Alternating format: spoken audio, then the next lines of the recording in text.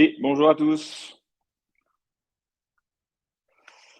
Bonjour à tous et à toutes. J'espère que vous m'entendez bien. On va laisser un petit peu le temps à tout le monde d'arriver. Peut-être un petit peu tôt pour certains. N'hésitez pas à me dire d'où vous nous regardez aujourd'hui. Moi, je suis basé à Paris. Ok, super. Je vois qu'on m'entend bien. C'est parfait. On va attendre une trentaine de secondes, une minute, histoire que tout le monde arrive.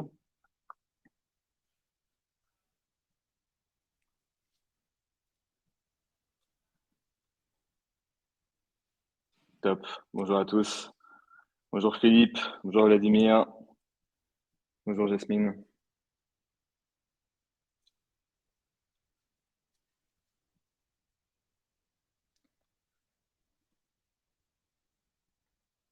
Ok. Hello David. Bonjour Julien.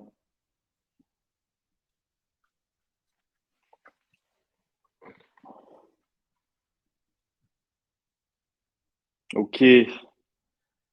Bon, on va commencer. Allez, c'est parti.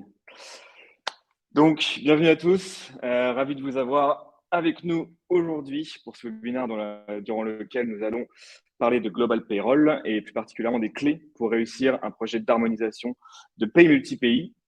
Donc, le webinaire durera une trentaine de minutes. On se laissera ensuite une quinzaine de minutes vers la fin pour répondre à toutes vos questions. Donc, n'hésitez pas à en poser un maximum en cliquant sur le petit bouton questions en bas à droite. Donc, vous avez un petit bouton question qui est fait pour ça. Gardez également l'œil sur le chat à droite. On vous posera des petites questions. Enfin, je vous enverrai des petites questions sous forme de sondage. Vous aurez des petites notifications, normalement deux petites notifications pendant le webinaire. C'est intéressant d'avoir vos points de vue et vos avis sur ces questions. Donc, je vais partager le petit deck. Hop. Donc, moi, je suis Pierre-Jean, responsable marketing pour le marché français chez Deal. Et on a décidé d'organiser ce webinaire avec notre partenaire Amaris Consulting, d'abord pour faire un état des lieux de la complexité de la paye multi-pays et comprendre les principaux critères qui peuvent rendre la paye complexe.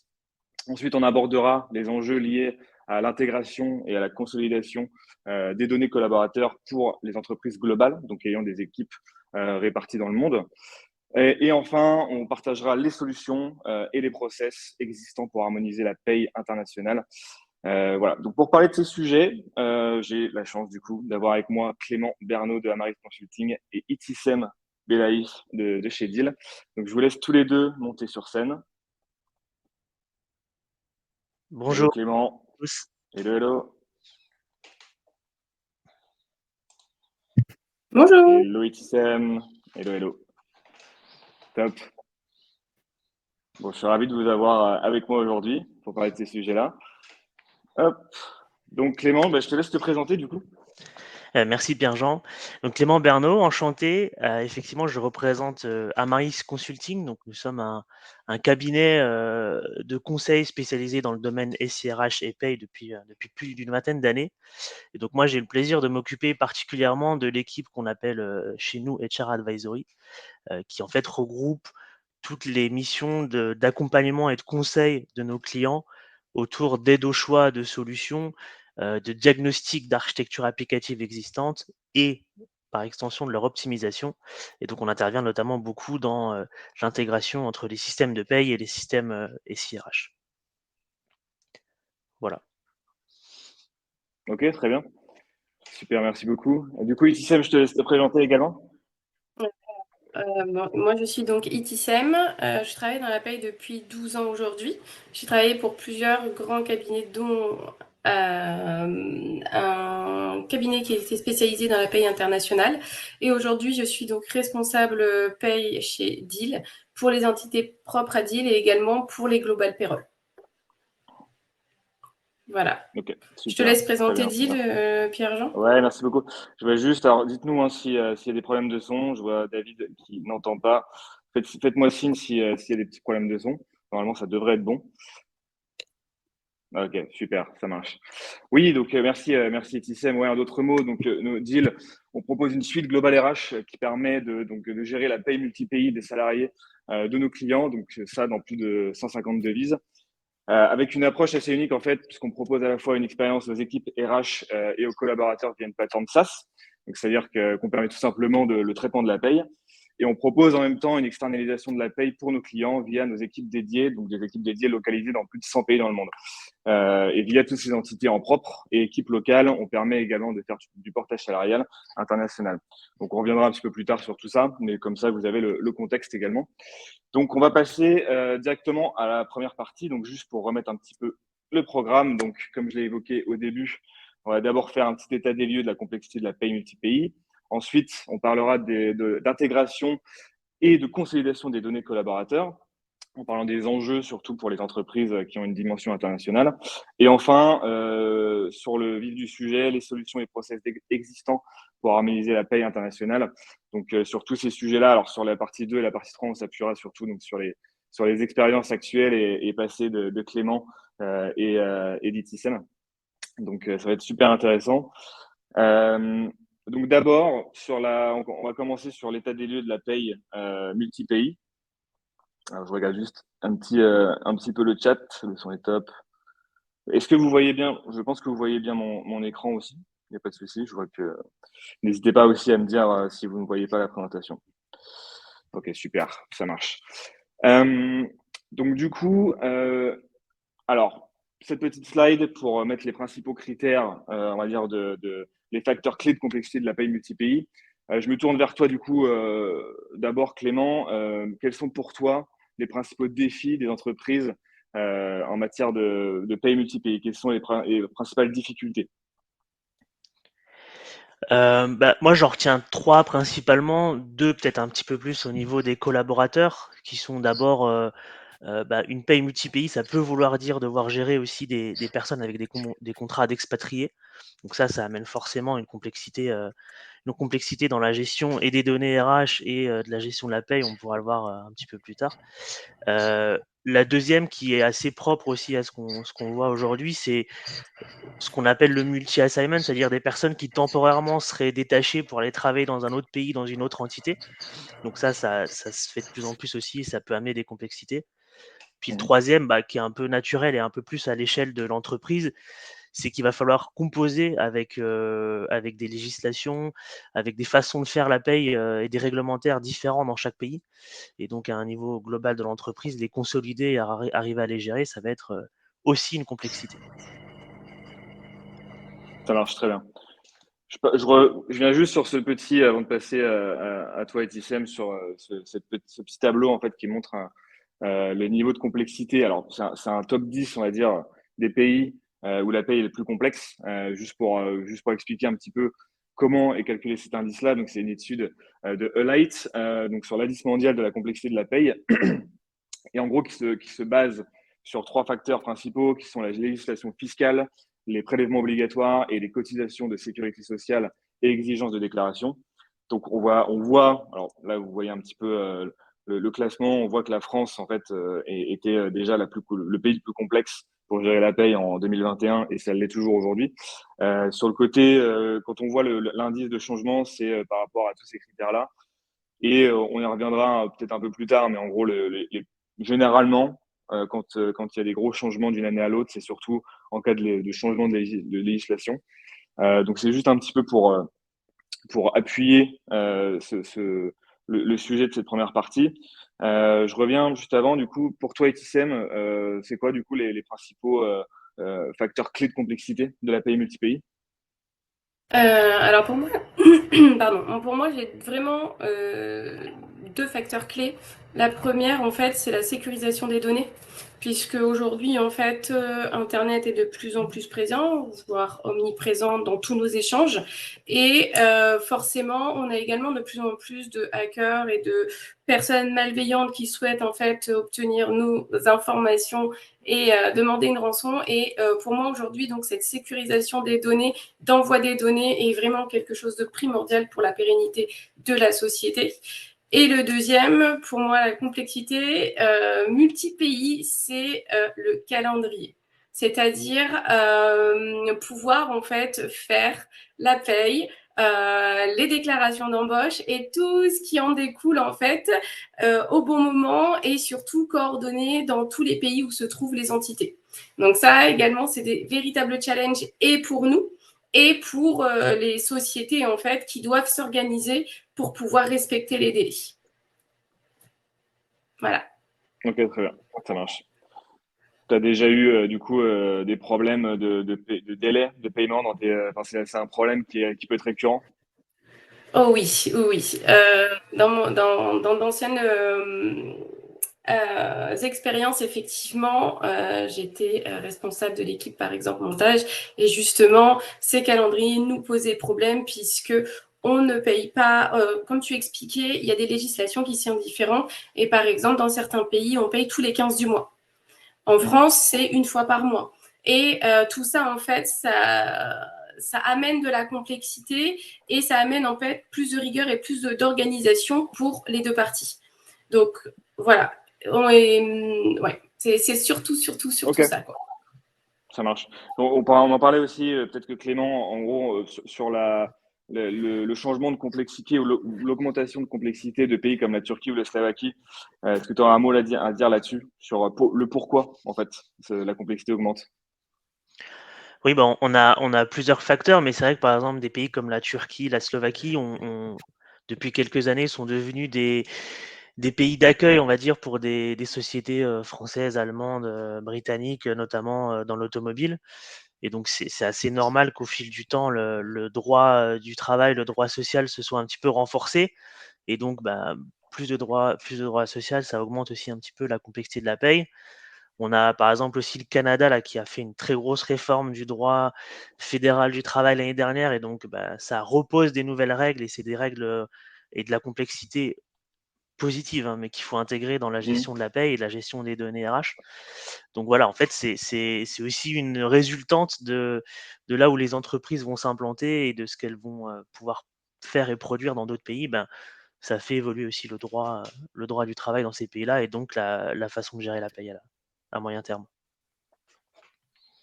Ok, hyper intéressant. Je, je rebondis un petit peu là sur, donc comme je vous l'ai dit, je vais vous envoyer un petit sondage à tous les participants pour avoir un petit peu votre avis. Donc là, c'est en se basant sur ce qu'on vient de dire, c'est très simple. Là, ce qu'on aimerait savoir, c'est quelle est pour vous la principale difficulté ou challenge dans la gestion de la paie multi-pays que vous pouvez rencontrer. Donc, ça peut être soit la diversité des réglementations fiscales, les défis liés à la conversion des devises et des taux de change, gestion des variations des avantages sociaux et des congés payés, coordination des processus. Donc, je vous envoie. Alors, attendez, tac. Ah oui, je devrais pouvoir. Tac. Alors, je ne sais pas si vous avez reçu le sondage.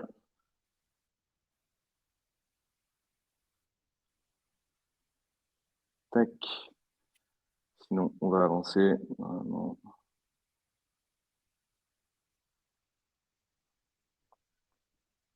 Ok, bon, c'est pas grave, on va avancer. Hop, on verra juste pour après. Je vais en même temps te dérouler la présentation. Donc, on va passer du coup à la deuxième partie, donc sur l'intégration et ou consolidation des données collaborateurs. Quels sont les enjeux actuels des entreprises ayant une dimension internationale? Donc cette fois-ci, je vais commencer par toi, Etissem.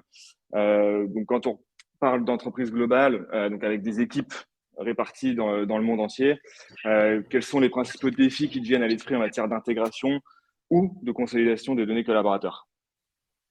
Alors, la première, c'est l'absence d'outils digitalisés. Donc, quand en fait on a une entreprise qui a trop de process manuels, lorsqu'il y a un manque de consolidation des prestataires et que dans le sens où on a beaucoup aujourd'hui de sociétés d'externalisation qui externalisent également leur paye, ils font appel à des ICP en locaux. Donc, les intégrations, la liste demandée peut varier énormément. Il peut y avoir des mails qui se contredisent, des demandes qui se contredisent. On peut leur demander au milieu de l'intégration des ajustements, des demandes additionnelles qui fait perdre du temps aux deux parties. il faut qu'il y ait également en fait une mise à jour constante du système de paye, ainsi de paye et également des mises à jour au niveau législatif des personnes avec lesquelles on échange. Et je pense que pour avoir une bonne intégration, une bonne consolidation des données collaborateurs, il est important en fait d'avoir un échange fluide et dès le départ avec le nouveau client, connaître ses besoins, connaître les difficultés également qu'il a rencontrées pour pouvoir justement pallier à ça, lui proposer des solutions adaptées, puisque je pense qu'aujourd'hui c'est vraiment du sur-mesure qu'il faut apporter aux clients. Et comme ça, on peut commencer sur de bonnes bases, puisque l'intégration et la consolidation nous permet en fait dès le départ de pouvoir avoir confiance l'un envers l'autre et pouvoir avancer en fait ensemble. Voilà. Ok, très bien. Ça marche. Est-ce que tu as un cas en tête dans de ton expérience qui peut appuyer un petit peu ce que tu viens de dire?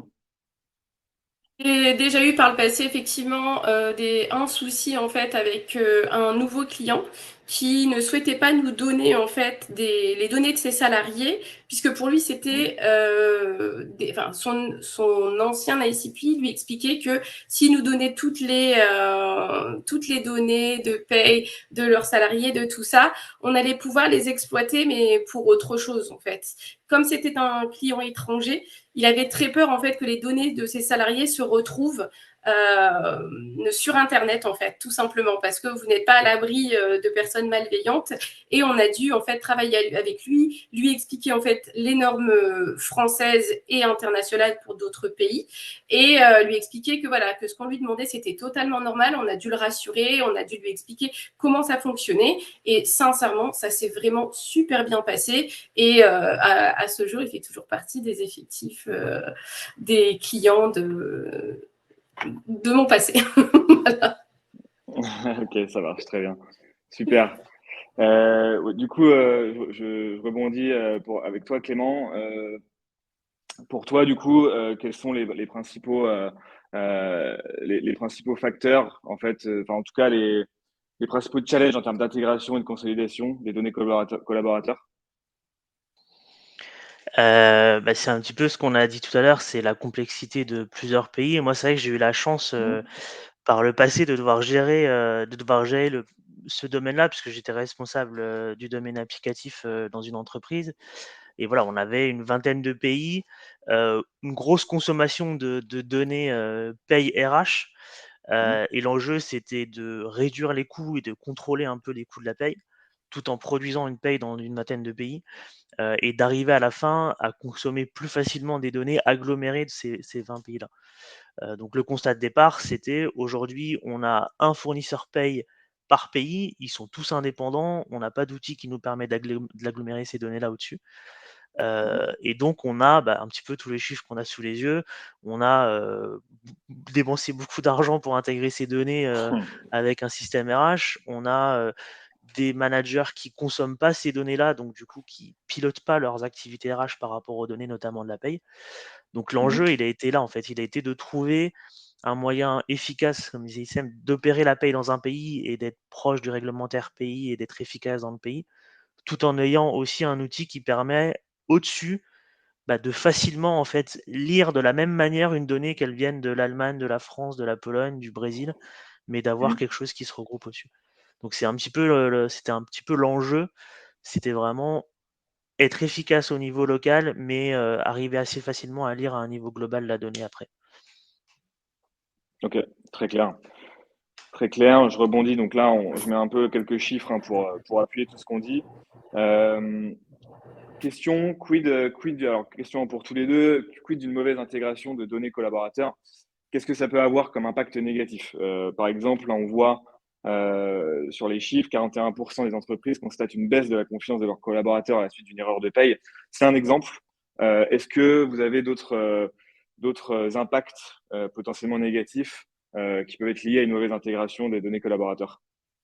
Donc, Itisem ou Alors pour Clément? moi, Ouais. ce qui est très dangereux, c'est effectivement avec ces données-là, c'est de ne pas sortir une paye correcte, puisque si on n'a pas les bonnes informations, on ne peut pas et le payer sur les bons taux ou avec le bon salaire, ce qui fait que on ne déclare pas les bons montants au niveau des différents organismes, ce qui fait que au niveau de la pérennité du cœur de l'entreprise. C'est-à-dire que pour moi, en fait, vraiment, la paye, c'est le lien social de l'entreprise et ça vous permet, en fait, d'avoir justement cette stabilité. Donc, la paye est bonne, le salarié ne viendra pas, en fait, se plaindre et au contraire sera heureux d'être là.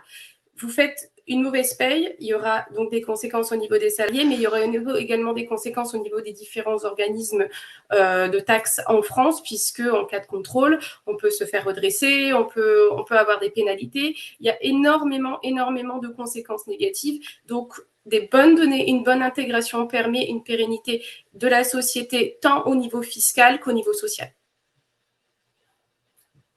Voilà. Clément? Ça marche.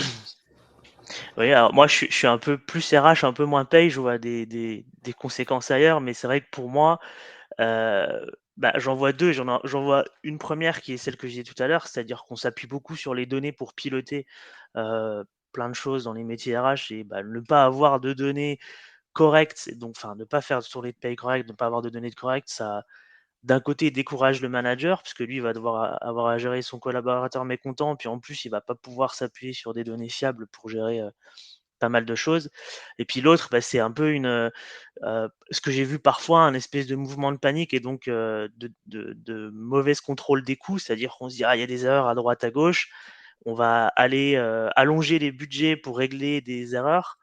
Et donc ça fait dépenser beaucoup d'argent, pas forcément, régler le problème de manière durable parce que comme disait Sam, le but de la paye, c'est quand même d'être payé à la fin du mois, donc on essaie de régler le truc, comme ça. Et donc en fait, un peu un mouvement de panique d'aller acheter des composantes en plus pour faire tourner sa paye qui finalement à la fin, on aurait bien pu s'en passer si on avait correctement, préparé son projet et ses payes. Voilà.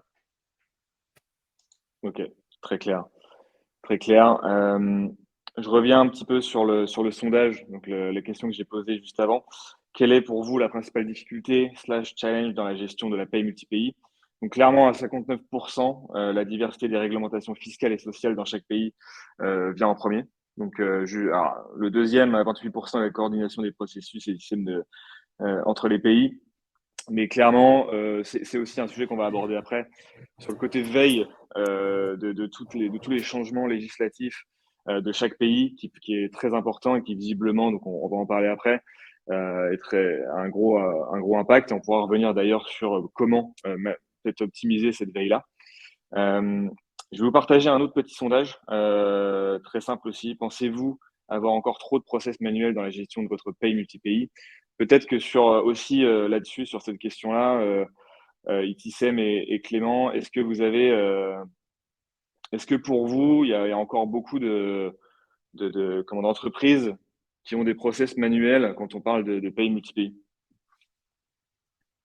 Mon expérience m'a appris que oui, énormément, que ce soit de gros groupes ou de petits groupes, c'est oui en fait, puisque en tout cas au niveau français, on est très procédurier, très papier, très tout ça, beaucoup moins les startups, puisque ils sont pas de la même génération. Donc ça change quand même pas mal de choses. Ils sont vraiment très digitales.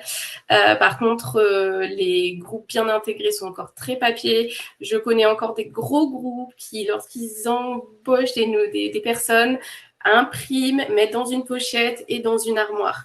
On est quand même en 2023, bientôt 2024, mais ça existe encore, effectivement. Ouais, c'est pas étonnant. Clément, Je j'imagine c'est pareil, confirme, hein. enfin moi aussi Ouais. je l'ai vu alors chez beaucoup de clients, chez qui ont fait des projets d'implémentation effectivement dans des petits pays.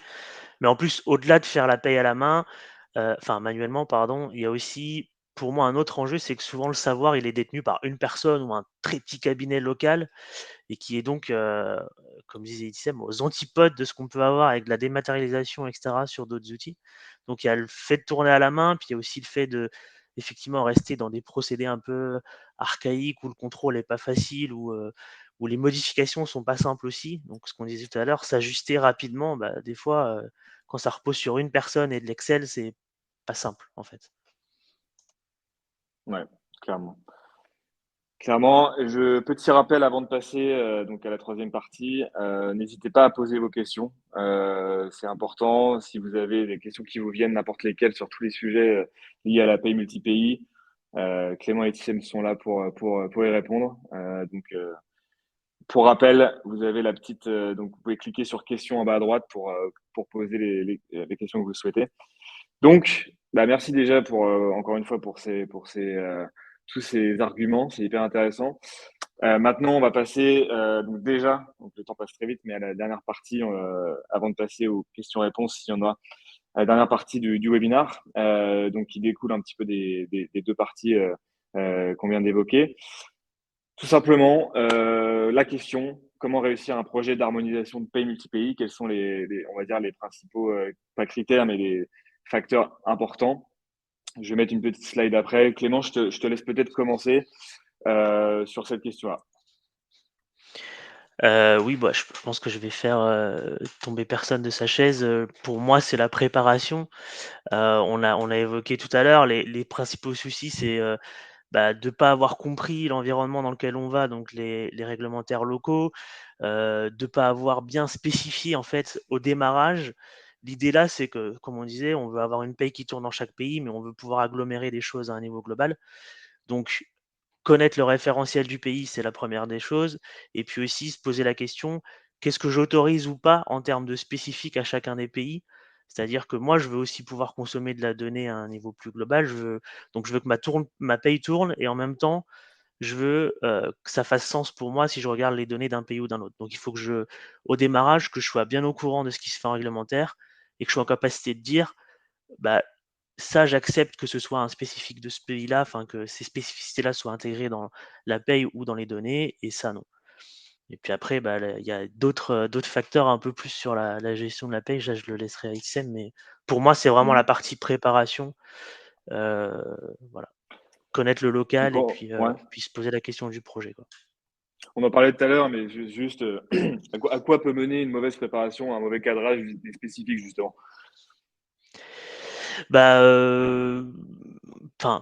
Courir après le temps, c'est-à-dire que on n'a pas spécifié, donc on découvre au compte-gouttes que le réglementaire en fait nous demande de faire telle étape ou telle étape, et donc comme disait Itsem, il faut rattraper le temps, et on a un calendrier qui est défini, et puis ça entraîne de facto de courir après le temps, ça entraîne des coûts. Donc il faut que sur un très court terme, je demande à mon prestataire paye de me sortir un nouveau rapport ou de me faire une déclaration qui n'était pas prévue, etc. Et ça crée un vent de panique un petit peu aussi, il faut dire, dans les équipes. Donc c'est simplement ça en fait. Et comme on est là sur un processus qui est la paye, qui est très timé, en fait, on ne peut pas se permettre de courir après le temps parce que ça a des conséquences très rapidement pour nous. Ok, ça marche. Et Tissem, je te laisse rebondir. Pour toi, c'est quoi, du coup, on va dire Alors moi, les principales comme Clément l'a solutions? dit, je Ouais, suis je te laisse. très paye, tu vois. Donc du coup, je vais vraiment être sur la partie paye et relation client, puisque pour moi, c'est vraiment très important. Donc la première des choses, vraiment pour moi au niveau des solutions, c'est d'avoir en face de soi la personne qui fait votre paye, c'est la personne qui va vous répondre. Donc c'est très important parce que déjà, la première chose, c'est qu'elle maîtrise son sujet. La deuxième, c'est que vous êtes en confiance. Ça évite, comme j'ai pu avoir par le passé, d'avoir des interlocuteurs dans des pays qui ne répondent plus parce que soit ils n'ont plus envie de travailler avec ce client, soit ils ont mis la clé sous la porte, mais vous n'étiez pas au courant. Et comme la législation n'est pas pareille, ils peuvent fermer du jour au lendemain.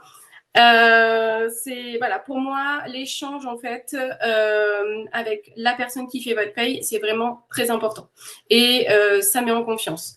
La deuxième chose, effectivement, qui est en rapport également avec ce que j'ai dit juste avant, c'est avoir donc une solution globale avec un ICP, puisqu'on a quand même pas mal de sociétés aujourd'hui qui le font. Et c'est d'éviter en fait la perte justement de données et pouvoir payer ses salariés dans chaque pays à un moment donné.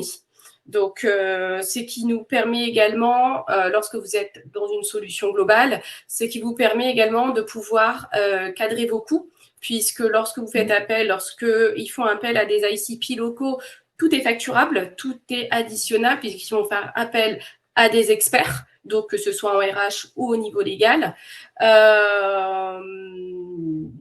Voilà, pour moi, c'est les choses, les solutions à apporter, c'est déjà d'avoir la personne en face de soi qui fait votre paye, d'avoir le bon interlocuteur et d'avoir des prestataires en locaux. Et voilà, ce que je te disais, Pierre-Jean, avant de commencer, c'est malgré, voilà, après toutes mes expériences, c'est vrai que c'est ce que j'apprécie aujourd'hui chez Deal, c'est qu'on concentre en fait tout ça, puisqu'on est répartis, comme tu l'as dit au départ, dans énormément de pays. On a énormément de personnes très qualifiées et qui ont certaines années d'expérience. Donc, pour moi, c'est ça qui fait que on va garantir une véritable expérience client. Ok, c'est noté. Merci de prêcher la bonne parole aussi par rapport à Deal, évidemment. Mais ouais. Non, merci, c'est hyper intéressant. Voilà, je pense que Clément, je sais pas si tu as peut-être en tête un use case intéressant lié à ce sujet-là sur qui s'est bien ou mal passé. Je sais pas si tu as quelque chose qui te vient en tête pour un petit peu, toi, en termes, alors, là, surtout sur la phase de cadrage du projet, mais est-ce que tu as un cas client que tu as eu chez Amaris en tête? Bah, le cas client, alors je vais pas donner le nom du client, mais c'est C'est pas grave. effectivement, ils avaient prévu, en fait, alors c'était encore une fois très RH, mais l'idée c'était de choisir un nouvel outil paye global. Et en Mhm. fait, avant d'aller choisir l'outil paye, donc ils avaient pu se renseigner pas mal sur le réglementaire local. Donc ça, c'était une première chose. Mais ils avaient surtout organisé des workshops pour se poser la question quelle data je vais consommer d'un point de vue paye et RH à la fin de mon projet en fait d'implémentation. Et donc en fait tout ça, ça leur a permis de se dire bah parce que ça allait de pair forcément avec un corps RH en plus de la paye, de se dire Mhm. bah en fait c'est assez simple. Je dois répondre au réglementaire local, mais au-dessus je me rends compte que finalement je veux avoir les mêmes niveaux de données dans tous les pays. Donc si en fait quand j'implémente et que je parle avec mon futur prestataire de paye, il me propose des services additionnels ou des choses comme ça qui vont aller au-dessus, au-delà en fait de ce spécifique que j'ai défini, je sais que j'en ai pas besoin.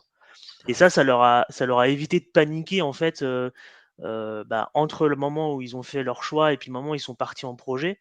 Parce que forcément, quand on fait un aide au choix, on essaie de cadrer le plus possible, mais il y a forcément des petits détails qu'on a oubliés. Bah, ça leur a permis de ne pas paniquer au moment où ils sont rentrés dans le projet et où ils ont Mhm. dû faire des choix en fait en termes de configuration, de façon de faire, de calendrier, comme disait Sam, de est-ce que je suis payé sur 15 jours, sur une fois par mois, etc. etc. Ok, ça marche, hyper intéressant. Et juste une dernière Euh, chose, Pierre-Jean. Je pense également en ouais. fait que le fait d'avoir un seul et même process, une seule et même plateforme où aller chercher toutes les informations au niveau mondial peut vraiment faciliter la vie des équipes RH et même de l'équipe légale. Je ne pense pas, en fait, je le sais. Voilà, je sais que ça leur facilite la vie, mais de façon incroyable. Parce qu'entre les mots de passe perdus, les ci, les là, les différents ICP, c'est compliqué. Et avoir Ouais. quelqu'un qui parle et la langue du pays et qui peut vous l'expliquer, qui peut vous aider, je dirais pas à toute heure du jour et de la nuit, mais en tout Mhm. cas, peut vous trouver une solution rapidement, ça joue beaucoup. Ouais, bien sûr, on sait clairement que c'est des petits détails, mais qui font toute la différence. Petite question qui me vient comme ça, mais c'est évidemment, le problème est de plus en plus important. Plus il y a de pays, plus le problème devient de plus en plus important. Est-ce que vous avez en tête des pays qui sont particulièrement compliqués à gérer, on va dire? Donc là, en termes de paye, aussi potentiellement en termes d'intégration de données, mais voilà, un ou plusieurs pays qui vous viennent en tête avec peut-être des cas de figure qui ont été complexes. Je sais pas, ITSM par exemple. Ouais, moi, j'ai deux pays, hein. J'ai les États-Unis et la Mhm. France. La France, elle est Ouais. number one Donc, on est expert voilà, en complexité et les lois changent tout le temps. On doit toujours se mettre à jour et c'est assez compliqué d'expliquer les évolutions, les conventions collectives et tout ça, le SMIC, les plafonds de sécurité sociale qui changent une fois, 2 fois par an ou pas du tout pendant 2 ans. Enfin, c'est très compliqué à pouvoir expliquer ça aux clients. Pareil aux États-Unis, le fait que la paye c'est tous les 15 jours, ça reste une sacrée cadence, beaucoup d'entrées-sorties puisque la législation n'est pas la même. Donc ça, effectivement, c'est très sport. Ça va être compliqué à gérer. Et c'est vrai C'est ça. que Deal permet de ne pas trop se soucier de tout ça, puisqu'on on gère toute cette veille et toute cette, on va dire, optimisation, en tout cas mise à jour de tous ces paramètres-là. On a de très bonnes N'hésitez pas, équipes. alors, ouais, effectivement. Bon, il n'y a pas trop de questions, n'hésitez pas, hein, il est encore temps. Il est déjà 35, donc en gros, il va nous rester une dizaine de minutes avant la fin du webinaire. Avant de plus être dans la clôture, n'hésitez pas, encore une fois, à poser vos questions. Je ne sais pas, du coup, Clément et Tissem, est-ce que vous avez des choses à ajouter de votre côté? Donc, toujours sur cette partie donc des solutions et des process pour harmoniser la paye internationale. Peut-être d'autres cas de figure que vous avez rencontrés dans votre carrière, donc expérience actuelle ou avant, qui peuvent, qui peuvent être intéressantes à évoquer. Donc des situations particulières ou Alors, pour ma part, toujours en complément de Clément qui est RH, ouais. je te parlais de la confiance et de la transparence avec le nouvel ICP. Alors, je pense que Ouais. ça, c'est vraiment très important puisque ça vous permet de poser les bases, de pouvoir garantir de ce qui va être produit, mais surtout ce qui va vous être envoyé à la fin de la paye. C'est-à-dire que vous avez besoin de données, qu'elles soient comptables, paye, report le report des congés payés ou du journal de paye. Il va falloir définir dès le départ qu'est-ce que vous attendez à la fin de votre paye. Puisque sinon, après, ça va être un peu la galère, puisqu'il faut savoir qu'il y a beaucoup de paramétrage derrière dans toute demande particulière. Donc, il faut vraiment le dire dès le départ, ce qui évitera la panique dans tous les services parce que vous n'avez pas obtenu tel document à tel moment.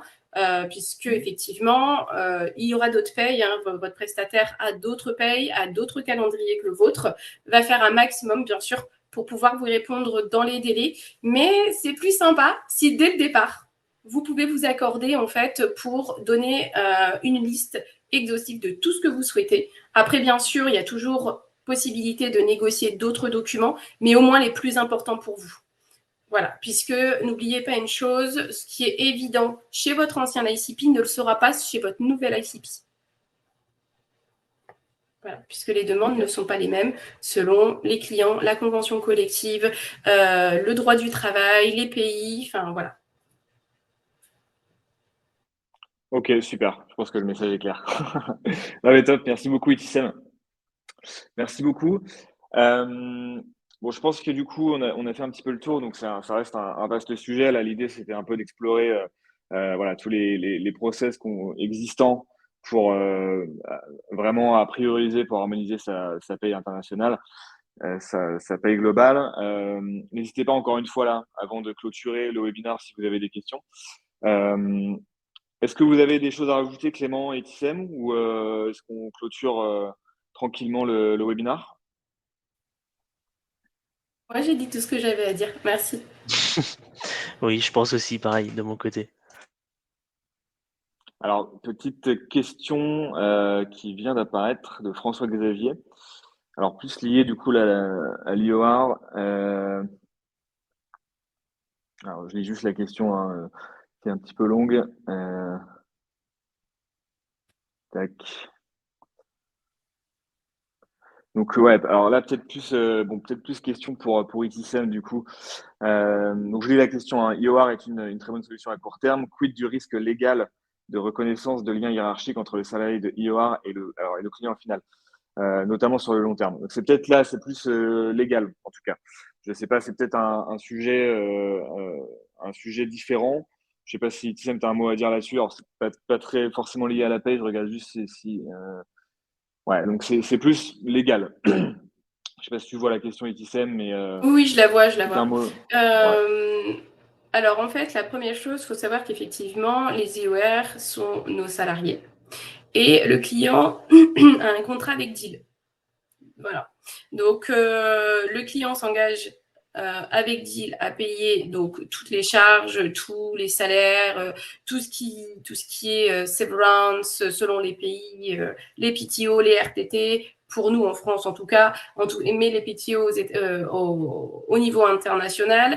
Voilà, il faut savoir que pourquoi un rappel de salaire dans le pays d'origine du client, puisque lorsqu'ils travaillent pour nous, ils habitent en France. En général, de toute façon, dans tous les cas, leur mission est de plus de 2 mois. À partir du moment où vous êtes de plus de 2 mois, pardon, excusez-moi, en France, par exemple, vous avez l'obligation de payer vos cotisations sociales en France. Donc, je ne comprends pas trop bien le sens de la question, puisqu'on ne parle pas ici d'expatriés. On pourra y revenir un peu plus tard. On pourra y revenir un peu plus tard sur cette question qui n'est pas forcément, alors pour le coup, qui est liée à Deal, mais pas forcément au sujet du webinaire. Donc François-Xavier, je pense qu'au plaisir d'en rediscuter après. Pour le coup, qui est un sujet un petit peu différent, qui est lié effectivement à ce que permet de faire Deal, mais pas forcément au sujet du webinaire. Du coup, alors s'il n'y a pas d'autres questions, donc donc on s'était fixé jusqu'à 45. Donc j'avais mis une petite slide Q&A, mais donc, du coup là il y a une question. Et du coup, on voulait juste avant de se quitter, donc mettre un petit peu les actualités de Deal. Clément aussi, n'hésite pas à rajouter quelque chose sur Amaris s'il y a des actus depuis qu'on en a discuté. Voilà. On a un gros mois de septembre, on va dire.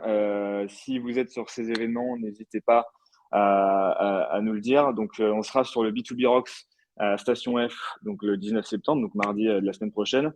Donc, on aura un stand. Hein. On sera aussi présent, on n'aura pas de stand, mais on sera évidemment présent sur les FD Day, les France Digital Day le 20 septembre au musée des Arts Forains. Donc, n'hésitez pas encore une fois à nous contacter, moi ou Itissem, pour qu'on s'en rencontre là-bas. On organise aussi notre événement Deal France, donc qui s'appelle le Deal HR Connect le 21 septembre, donc jeudi de la semaine prochaine à l'Espace Cléry.